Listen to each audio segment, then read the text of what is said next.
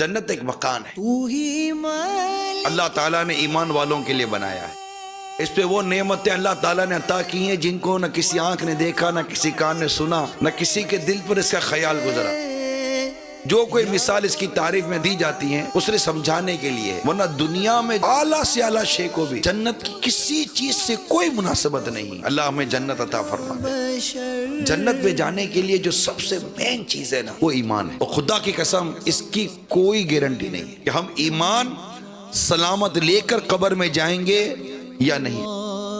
اعلیٰ حضرت امام اہل سنت فتاوی رضویہ شریف میں علماء کا قول نقل کرتے ہیں کہ جس شخص کو دنیا میں ایمان کے ضائع ہونے کا ڈر نہیں ہوتا، ڈر ہے کہ موت کے وقت اس کا ایمان برباد کر دیا جائے، کیونکہ اس کا لٹیرا ہے شیطان، یہ اس کو لوٹنے کی پوری کوشش کرتا ہے۔ جس سے آپ کے پاس قیمتی سامان ہوگا تو آپ کیسا بچا کر جاؤ گے؟ ایمان جیسی قیمتی کوئی شے نہیں۔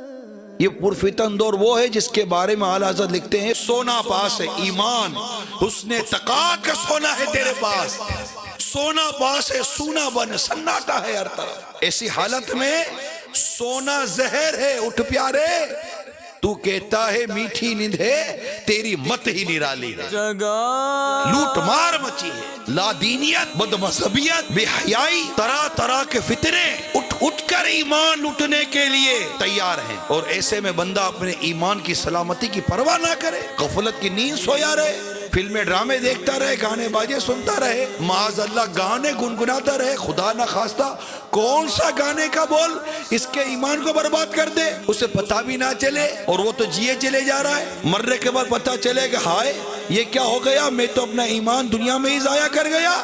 یہی بات یاد رکھ لو، جو ایمان سلامت لے کر نہیں گیا نا وہ کبھی بھی جنت میں نہیں جائے گا، وہ جہنم میں ہی چلے گا۔